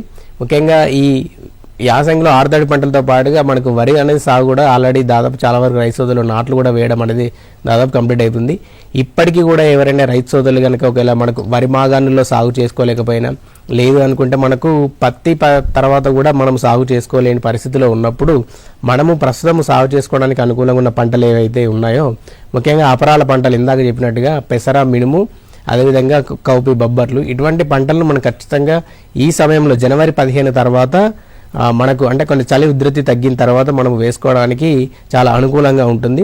కానీ ఇప్పుడు ప్రస్తుతము ఎవరైతే రైతు సోదరులు వేసవిలో అంటే ఇప్పుడు దాదాపుగా ఇప్పుడు జనవరి 15 తర్వాత మనకు వేసవి స్టార్ట్ అయ్యే అవకాశం ఉంటుంది. ఇటువంటి పరిస్థితులలో సాగు చేసుకున్న రైతు సోదరులు పాటించాల్సిన జాగ్రత్త ఏంటంటే పంట కాల పరిమితి తక్కువగా ఉన్న పంటలు ఏవైతే రకాలు ఉన్నాయో అటువంటి రకాలను అనేది ఖచ్చితంగా ఎంచుకోవాలి. ఎందుకంటే మనకు గత కొద్ది సంవత్సరాలు చూసుకున్నట్లయితే మనకు ఈ మార్చి ఏప్రిల్ మాసాలలో మనకు ఈ ఉష్ణోగ్రత అనేది దాదాపుగా ఎక్కువగా పెరుగుతుంది. అంటే సగటు ఉష్ణోగ్రత కంటే కొంచెం మనకు ఎక్కువగా పెరుగుతుంది. అంటే ఆ సమయంలో నీటి ఎద్దడి పరిస్థితులు ఉన్నా అదేవిధంగా ఉష్ణోగ్రతలు ఎక్కువగా ఉన్నా అటు మనకు పూత అదేవిధంగా కాయపై అల్టిమేట్గా దిగుబడిపై ప్రభావం చూపిస్తుంది. కాబట్టి మనకు ఈ తక్కువ కాల పరిమితి కలగా ముఖ్యంగా పెసరల కనుక చూసుకున్నట్లయితే మనకు 60 నుంచి 65 రోజుల కాల పరిమితి వచ్చే రకాలు, అదేవిధంగా మినుముల్లో మనకు 75 నుంచి 85 రోజుల కాల పరిమితి కనుక రకాలు కూడా మనకు అందుబాటులో వ్యవసాయ విశ్వవిద్యాలయం ద్వారా అందుబాటులో ఉన్నాయి. కాబట్టి ఇటువంటి రకాలను కనుక ఎంచుకున్నట్లయితే మనకు ఈ తక్కువ కాల పరిమితిలో తక్కువ నీటి వసతితోటి మనము మంచి పంటలను సాగు చేసుకొని తొందరగా పంట కాలాన్ని అనేది పూర్తి చేసుకోవచ్చును. ప్రధానంగా ఇప్పుడు పత్తి తీసిన తర్వాత అంటే రైతు సోదరులు మనకు ఈ పత్తిని మనము పొడిగించవద్దని చెప్పేసి మనకు గత 2-3 సంవత్సరాలుగా అటు రాష్ట్ర ప్రభుత్వము అదేవిధంగా వ్యవసాయ విశ్వవిద్యాలయం ద్వారా మనము రైతు సోదరులకు ఎక్కువ మొత్తంలో మనము వాటిని అవేర్నెస్ అనేది క్రియేట్ చేయడం జరుగుతుంది. ముఖ్యంగా ఏంటంటే ఈ పత్తిని మనము డిసెంబర్ చివరి వారం వరకు కంప్లీట్ చేసుకొని దాని తర్వాత ఆరుతడి పంటగా ఎక్కడైతే నీటి వసతి ఉన్న పరిస్థితి ఉందో అటువంటి పరిస్థితులలో మనకు ఈ పత్తి తర్వాత ముఖ్యంగా ఏంటంటే నల్లరేగడి నేలల్లో మనకు 2-3 తడులు ఇచ్చుకునే పరిస్థితులు ఉన్నప్పుడు మనకు ఈ అపరాల పంటలు కానీ లేదనుకుంటే నూనె గింజ పంటల్లో నువ్వులు అనేది కూడా మనకు చాలా అనుకూలము. సో గత 2-3 సంవత్సరాలుగా మనకు ఈ నువ్వుల విస్తీర్ణం అనేది కూడా మన రాష్ట్రంలో పెరుగుతుంది. కాబట్టి పత్తి తర్వాత నువ్వులు కూడా మనం వేసుకోవడానికి అనుకూలంగా ఉంటుంది. కాబట్టి రైతు సోదరులు ఎవరైతే ఇప్పటికీ కూడా మనము సాగు చేయాలి, లేదంటే పత్తి తర్వాత కూడా మనం వేరే పంటలు సాగు చేసే పరిస్థితులు ఉందో, ఇటువంటి పంటలను మనం ఎంచుకున్నట్లయితే మనకు భూసారం పెరగడంతో పాటుగా పంట దిగుబడి అనేది అంటే ఆర్థికంగా కూడా మనకు ఎంతగానో లాభంగా ఉంటుంది. ఓకే, తిరుపతి గారు, ఇంతకుముందు మీరు మాట్లాడుతూ నువ్వుల టాపిక్ ఒకసారి తీశారు కాబట్టి నువ్వుల పంటకు సంబంధించి ఒక డౌట్ ఏంటంటే నీరు అనేది ఏ ఏ సమయాల్లో ఇచ్చుకోవాలి, ఎలా ఇచ్చుకోవాలి అనేది, ఎందుకంటే దాదాపు చాలా మంది రైతు మిత్రులు అడుగుతుంటారు నువ్వుల పంటకు సంబంధించి వాళ్ళకు ఉన్నటువంటి డౌట్స్లో. సో అది క్లారిటీ ఇవ్వండి. సో ఈ నువ్వుల పంట చూసుకున్నట్లయితే మనకు గత 3-4 సంవత్సరాల నుంచి నువ్వుల సాగు విస్తీర్ణం అనేది మన తెలంగాణ రాష్ట్రంలో గణనీయంగా పెరుగుతుంది. సో ముఖ్యంగా ఏంటంటే మనకు ఈ పత్తి తర్వాత చాలామంది రైతు సోదరులు నువ్వులు అనేది సాగు చేస్తున్నారు. సో మనకు ఈ నువ్వులలో రకాల ఎంపిక అంటే ముఖ్యంగా ఇందాక చెప్పినట్టుగా తక్కువ కాల పరిమితి కలిపి అధిక దిగుబడి ఇచ్చే రకాలను అనేది మనం ఎంచుకోవాలి. సో ఇందులో ప్రధానంగా మనకు ప్రొఫెసర్ జయశంకర్ తెలంగాణ వ్యవసాయ విశ్వవిద్యాలయం ద్వారా విడుదలైనటువంటి రకాలు చూసుకున్నట్లయితే ఈ JCS 1020 అదేవిధంగా JCS 2454 వంటి రకాలు మనకు పాత రకాలతో పోలిస్తే మంచి అధిక దిగుబడినిచ్చి మనకు తక్కువ కాలంలో అంటే దాదాపు దానికంటే ఒక వారం 10 రోజుల ముందుగా మనకు పంట కోత అనేది చేతికి రావడం అనేది జరుగుతుంది. సో ఇటువంటి మంచి రకాలను మనము ఎంపిక చేసుకోవాలి ప్రధానంగా. దాని తర్వాత మనము ఈ పెసర పంటను జనవరి 15 నుంచి ఫిబ్రవరి 1 వారం వరకు వేసుకోవడానికి అనుకూలంగా ఉంటుంది. సో ఎక్కడైతే రైతు సోదరులు నీటి వసతి ఉన్న పరిస్థితులలో మనము ఫిబ్రవరి 2వ వారం వరకు కూడా ఎక్స్టెండ్ చేసుకొని దానిని మనము సాగు చేసుకోవడానికి విత్తనం అనేది విత్తుకోవాలి. ఈ నువ్వులు పంటను సాగు చేసినప్పుడు ఖచ్చితంగా భూమిలో పదరు ఉండేటట్టు చూసుకోవడము, లేదు అనుకుంటే విత్తిన వెంటనే పల్చగా ఒక తడి అనేది ఇచ్చుకోవాలి. సో దీని తర్వాత మనకు ప్రధానంగా ఈ పూత మరియు కాయలు ఏర్పడే దశ అనేది కీలక దశలు. ఈ 2 సమయాలలో కనుక మనం నీటి తడును ఇచ్చుకోవాలి. ఇక్కడ నువ్వుల విషయాలలో రైతు సోదరులు ఒక చిన్న జాగ్రత్త ఏంటంటే భూమిలో పదన అనేది ఉంచుకోవడం, అదేవిధంగా నేలను ఎక్కువగా పదన తేమ అనేది ఉంచుకోకూడదు. ఎందుకంటే మనము ఎక్కువ మోతాదులో నీటిని ఇచ్చుకోవడము, రెగ్యులర్గా అంటే నీటి వసతి ఉన్న రైతు సోదరులు ఎక్కువగా రెగ్యులర్గా మనము ప్రతి 4 రోజులకు 5 రోజులకు ఒకసారి నీటి తడులు ఇచ్చుకోవడం, భూమిలో పదన శాతాన్ని పెంచుకోవడం, తేమ శాతాన్ని పెంచుకోవడం వల్ల ఏమవుతుందంటే మనకు ఈ శాఖీయ దశలు అనేది అంటే మొక్క అనేది బాగా ఏపుగా పెరిగి శాఖీయ దశ అనేది ఎక్కువగా వస్తుంది. తద్వారా ఏమవుతుందంటే మనకు పూత రావడం అనేది లేట్ అవ్వడము, మొక్క అనేది ఏపుగా పెరగడం అనేది జరుగుతుంది. అంటే అల్టిమేట్గా మనకు కాల పరిమితి అనేది పెరగడం వల్ల మనకు దిగుబడి అనేది కూడా కొంత ప్రభావం చూపే అవకాశము అనేది ఉంటుంది. కాబట్టి రైతు సోదరులు ఈ నువ్వుల విషయంలో ముఖ్యంగా నీటి యాజమాన్యంలో కొంత జాగ్రత్త అనేది వహించవలసి వస్తుంది. సో మనకు ముఖ్యంగా ఏంటంటే నీటి తడులు అనేది ఖచ్చితంగా ఇచ్చుకోవాలి. కానీ ఏంటంటే భూమిలో పదనకు అనుగుణంగా ఎక్కువగా తడి లేకుండా ఉండేటట్టుగా చూసుకున్నట్లయితే మనకు పూత మరియు కాయ అనేది కూడా తొందర రావడము, తద్వారా మనకు దిగుబడి అనేది కూడా మంచిగా వచ్చే అవకాశం అనేది ఉంటుంది. ఓకే సరే, ఆవాల పంట కూడా ఆరుతడి పంటగా సాగు చేస్తున్నారు కదా మన దగ్గర రైతు మిత్రులు, అంటే ఈ మధ్యలో కూడా కొంచెం పెరుగుతుంది అనుకుంటాను. సో ఆవాల పంట విషయంలో నీటి యాజమాన్యం కానీ ఎరువుల యాజమాన్యం కానీ ఏ విధంగా చేయాలి, ఎలా ఉంటుంది అసలు సాగు? సో ఆవాల పంట మనకు సాధారణంగా ఈ ఆవాలు అనేది మనం ఎక్కువగా ఉత్తర భారతదేశంలో చూస్తాము. కానీ మన దగ్గర ఉన్న వాతావరణంలో మార్పులు, అదేవిధంగా ఇప్పుడు విడుదలైన రకాలకు బేస్ చేసుకొని ముఖ్యంగా ఉత్తర తెలంగాణ మండలంలో అంటే ప్రధానంగా ఉమ్మడి ఆదిలాబాద్ జిల్లా కావచ్చు, అదేవిధంగా ఉమ్మడి కరీంనగర్, ముఖ్యంగా జగిత్యాల అటు ఆ ఏరియాలో కూడా మనకు ఈ ఆవాల సాగు విస్తీర్ణం అనేది క్రమేపీ కొంతవరకు పెరుగుతూ వస్తుంది. సో ఈ ఆవాల పంటను మనం సాధారణంగా యాసంగిలో మనకు నవంబర్ 1 వారం వరకు కూడా విత్తుకోవడానికి అనుకూలంగా ఉంటుంది. సో దాదాపుగా మనకు ఈ ఆవాల పంటలో నేలలో ఉన్న తేమకు అనుగుణంగా చేసుకొని మనము నీటి తడులు ఇచ్చుకోవడం జరుగుతుంది. ప్రధానంగా మనకు 2 కీలక దశలు ముఖ్యంగా చూసుకున్నట్లయితే ఈ విత్తనం అంటే 20 నుంచి 25 రోజుల క్రౌన్ రూట్ దశ అంటాము.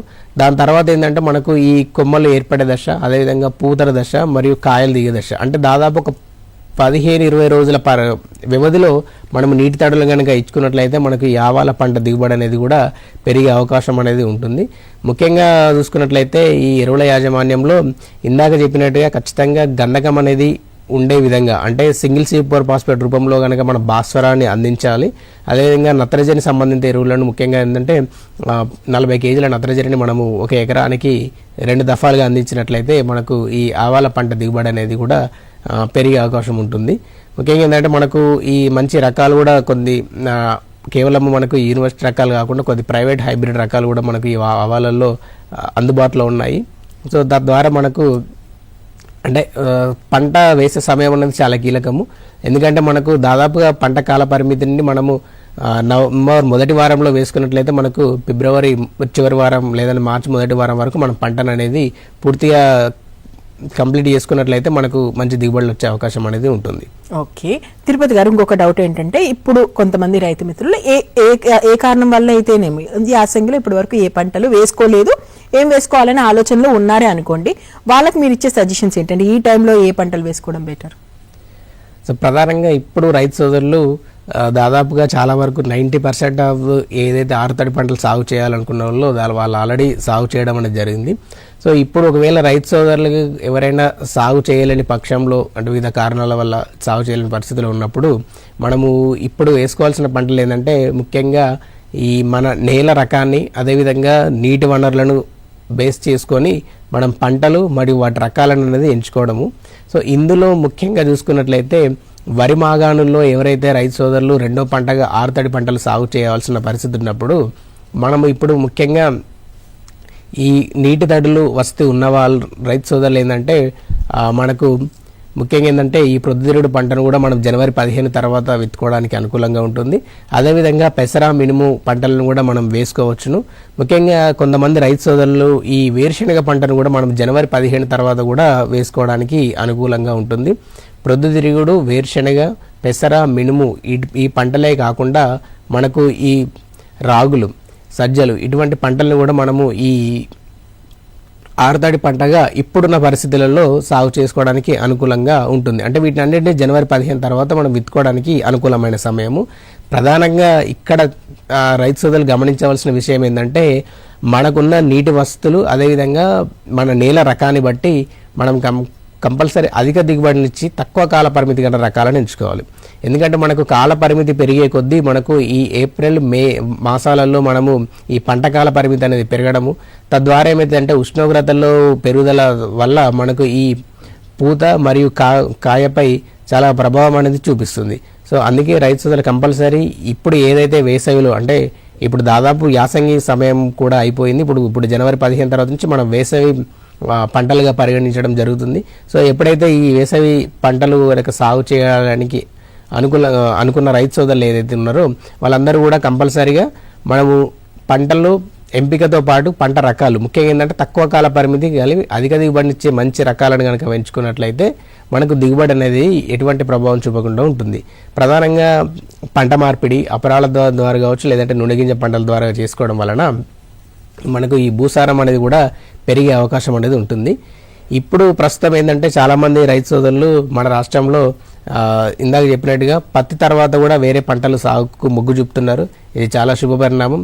ఎందుకంటే మనం పత్తి కాల పరిమితిని పెంచుకోకపోవడం వలన మనకు నెక్స్ట్ వచ్చే సీజన్లో ఏదైతే వచ్చే వర్షాకాలంలో మనకి చీడపీడలు ఉధృతి తగ్గడము అదేవిధంగా మనకు పంట మార్పిడి అనేది జరిగి భూసారం అనేది కూడా పెరగడం అనేది జరుగుతుంది. కావున రైతు సోదరులు ఇప్పుడు పత్తి తర్వాత మనము నువ్వులు, పెసర అదేవిధంగా మినుములు వేసుకోవచ్చు. మనకు వరి మాగాణంలో దాని తర్వాత కూడా ప్రొద్దుతిరుగుడు సాగు చేసుకోవడానికి అనుకూలంగా ఉంటుంది. సో ఇప్పటికీ కూడా మన వేరుశనగ పంటలు జనవరి 15 తర్వాత కూడా విత్తనోత్పత్తి కోసం ముఖ్యంగా మనము కొంతమంది రైతు సోదరులు అనేది కొన్ని ఏరియాలలో సాగు చేయడం అనేది జరుగుతుంది. కాబట్టి సో వీటిని మనము వేసుకోవడానికి అనుకూలమైన పంటలు ప్రస్తుతం.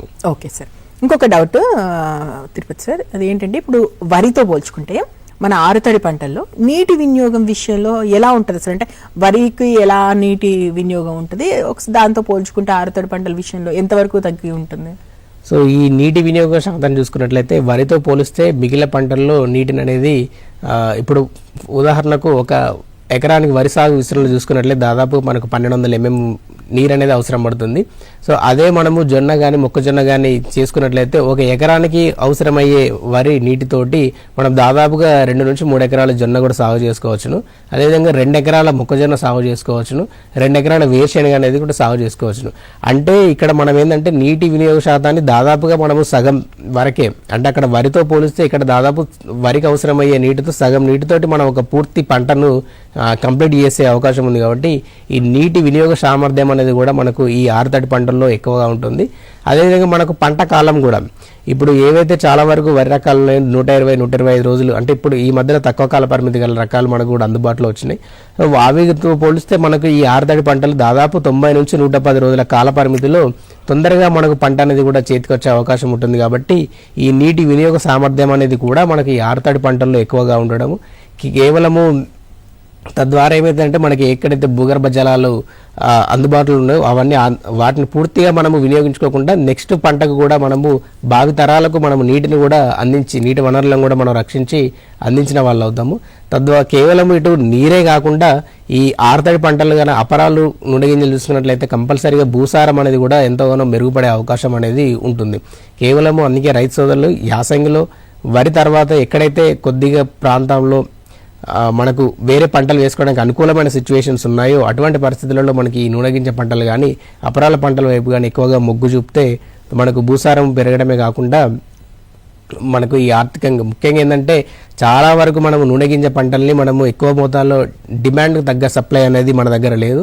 అంటే దాదాపు 30% మాత్రమే మనం ఇక్కడ నూనెగింజ పంటలను సాగు చేయడం జరుగుతుంది. మిగిలిన 70% నూనెగింజ పంటలను మనం ఇతర రాష్ట్రాల నుంచి కానీ ఇతర దేశాల నుంచి కానీ మనం అనేది దిగుమతి చేసుకునే పరిస్థితులు ఇప్పుడు ప్రస్తుతం ఉన్నాయి. కాబట్టి మనం ఈ నూనెగింజ పంటల్ని మనం పెంచుకున్నట్లయితే మనము సుస్థిరంగా మన దిగుబడిపై మన తద్వారా మన డిమాండ్ తగ్గట్టుగా మన దగ్గర ఈ నూనె గింజ పంటలు కానీ అపరాల పంటల సప్లై అనేది కూడా జరగడం అనేది జరుగుతుంది. సార్ మీరు చెప్పింది 100% నిజం. అంటే వరి తర్వాత వరి వేయడం వల్ల భూమి ఇబ్బంది పడుతుంది, అట్ ద సేమ్ నీటి వినియోగం పెరుగుతుంది, అండ్ కలుపు లాంటివి ఇంకా ఎక్కువగా రావడానికి ఎంత ఎరువులు వాడినా కూడా అన్నిటి విషయంలో కూడా ఇబ్బంది అవుతుంది. అయినప్పటికీ కూడా చాలా మంది రైతులు వరి తర్వాత వరి వేస్తున్నారు. మీరు అన్నట్టు ఈ మధ్య చాలా ఎడ్యుకేట్ అవుతున్నారు, కాకుండా పంట మార్పిడి చేస్తున్నారు. కాబట్టి సార్ ఓవరాల్గా ఇప్పుడు పంట మార్పిడి చేయడం వల్ల ఉపయోగము లేకుండా అలాగే ఉండడం వల్ల ఇంకా ఏమైనా కీలకమైన నష్టాలు వాటిలో అవకాశం ఉందా? సో ముఖ్యంగా ఏంటంటే ఇప్పుడు వరి తర్వాత వరి వేసుకోవడము, అదేవిధంగా వరి తర్వాత వేరే ఆరుతడి పంటలు వేసుకోవడం, ఇందులో ముఖ్య డిఫరెన్స్ చూసుకున్నట్లయితే సో వరి తర్వాత వరి వేసుకోవడం వల్ల ఏంటంటే మనకు ఇటు ప్రధానంగా నీటి వినియోగ శాతం అనేది అంటే నీటిని అనేది మనం ఎక్కువగా ఉపయోగించుకోవాల్సిన పరిస్థితి ఉంటుంది. అంటే అదేవిధంగా మనకి ఏంటంటే భూసారము, సో మనం ఏదైతే వరి తర్వాత సేమ్ అదే వరి పంట వేసుకున్నప్పుడు మనం ఎక్కువ మోతాదులో రసాయన ఎరువులు వాడుకోవడం, ఎక్కువ మోతాదులో భాస్వరం సంబంధిత ఎరువులు కానీ కాంప్లెక్స్ సంబంధించిన ఎరువులు కానీ ఎక్కువగా వాడుకోవడం వలన మనకి ఈ భూసారం అనేది కూడా తగ్గుతుంది. అదేవిధంగా మనకు ఈ చౌడు ప్రభావం అనేది కూడా సో మనకు వరి నెక్స్ట్ తర్వాత వరి కూడా వేసుకోవడం వల్ల ముఖ్యంగా కాంప్లెక్స్ సంబంధిత ఎరువులను మనం ఎక్కువగా వాడుకోవడము, పంట మార్పిడి చేసుకోకపోవడం వలన మనకు ఈ చౌడు ప్రభావం అనేది కూడా పెరుగుతుంది. సో ఈ మధ్యకాలంలో చూసుకున్నట్లయితే మనకు చాలా జిల్లాల్లో కూడా మనకు ఈ వరి వేసిన తర్వాత మనకు యాసంగిలో చౌడు ప్రభావంతో పంటల పెరుగుదలపై పంటల దిగుబడిపై చాలా ప్రభావం అనేది కూడా చూపిస్తుంది. సో కంపల్సరీ అందుకే పంట మార్పిడి అనేది ముఖ్యంగా ఏంటంటే ఈ పంట మార్పిడి కేవలము భూసారము పెరిగించుకోవడానికే కాకుండా మనం చౌడు ప్రభావం కూడా తగ్గించుకోవడానికి ఈ పంట మార్పిడి అనేది చేసుకోవాల్సిన అవసరం అనేది ఎంతైనా ఉంది. ముఖ్యంగా ఇందాక చెప్పినట్టుగా వివిధ పంటలను సాగు చేసుకున్నట్లయితే అంటే ముఖ్యంగా అపరాలు అదేవిధంగా ఈ నూనె గింజ పంటలను మనము సుస్థిరం ఆహార ధాన్యాలలో సుస్థిరం అంటే మనం ఇక్కడ ఆహార ధాన్యాల విషయాలలో కేవలం వరి ఒక్కటే మనం మేజర్గా పరిగణిస్తాము. కానీ అట్లా కాకుండా ఆహార ధాన్యాలు అంటే కంపల్సరీ వరితో పాటుగా ఇతర పంటలు అంటే మనకు ఏవైతే అపరాలు కావచ్చు, నూనె గింజలు, మన డైలీ నెసెసిటీ ఏవైతే ఉన్నాయో వాటిని అన్నింటినీ కంపల్సరీ మీట్ అవ్వాలంటే మనము వరి తర్వాత వేరే పంటలు కూడా మనం సాగు చేసుకోవాలి. సో అటువంటి పరిస్థితులు చూసుకున్నట్లయితే నూనె గింజ పంటలు మరియు అపరాలు ఇటువంటి పంటలు ఏంటంటే మనకు వానాకాలం కంటే యాసంగికి చాలా అనుకూలంగా ఉంటుంది. అటు దిగుబడి విషయంలో కావచ్చు, వాతావరణ అనుకూలమైన పరిస్థితులు ఉంటాయి. కాబట్టి మనం కంపల్సరీగా ఈ నూనె గింజ పంటలను మన అపరాల పంటలను కనుక యాసంగిలో వేసుకున్నట్లయితే మనకు పంట వైవిధ్యీకరణతో పాటుగా భూసారంతో పెరగడంతో పాటుగా మనకు ఈ ఆహార ధాన్యాల సుస్థిరత అనేది కూడా వస్తుంది. కాబట్టి రైతు సోదరులు ఆ వైపుగా కొంతవరకు ఆలోచించి దాన్ని వేరే పంటల సాగుకు మళ్ళుతారని ఆశిస్తున్నాం. సార్ నిజంగా చాలా ఓపిక్గా మాకు సమాధానాలు అయితే చెప్పారు, చాలా అర్థమయ్యేలా కూడా చెప్పారు. సార్ ఫైనల్గా మా రైతు మిత్రుల కోసం మీరేమైనా చెప్తారు? ఆరుతడి పంటలకు సంబంధించి మీరేమైనా చెప్పాలనుకుంటున్నారు? సో ఆరుతడి పంటల్లో ఇప్పుడు చూసుకున్నట్లయితే ప్రధానంగా ఇప్పుడు ఆల్రెడీ చాలా వరకు ముందుగా చెప్పినట్టుగా రైతు సోదరులు మనకు ఈ ఏవైతే ఆరుతడి పంటలు ఉన్నాయో వాటన్నిటిని కూడా దాదాపుగా అన్ని శాఖీయ దశలో కానీ లేదంటే పూ దశలో కానీ ఉన్నాయి, అంటే పూత దశలో ఉన్నాయి. సో ఇటువంటి సమయాలలో ముఖ్యంగా ఈ నూనె గింజ పంటలు చూసుకున్నట్లయితే కంపల్సరీగా గంధకం వాడకం అనేది చాలా కీలకము. ముఖ్యంగా ఈ వేరుశనగ పంట కావచ్చు, ఆవాలు కుసుమ పంట కావచ్చు, అదేవిధంగా ప్రొద్దుతిరుగుడు పంటను.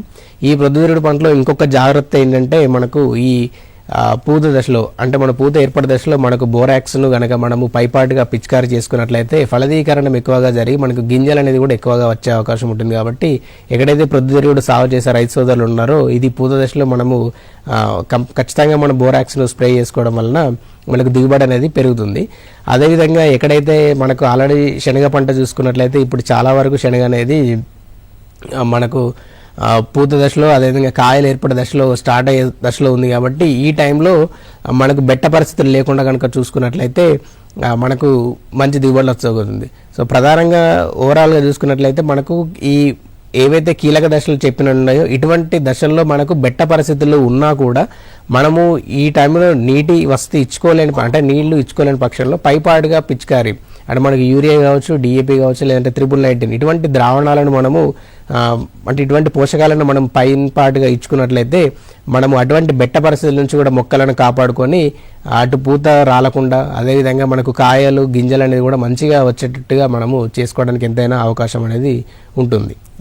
Thank you so much Tirupati గారు. చాలా చక్కగా అంటే చాలా అమూల్యమైన సలహాలు మా రైతులకు ఉపయోగపడే సలహాలు ఇచ్చినందుకు once again thank you so much.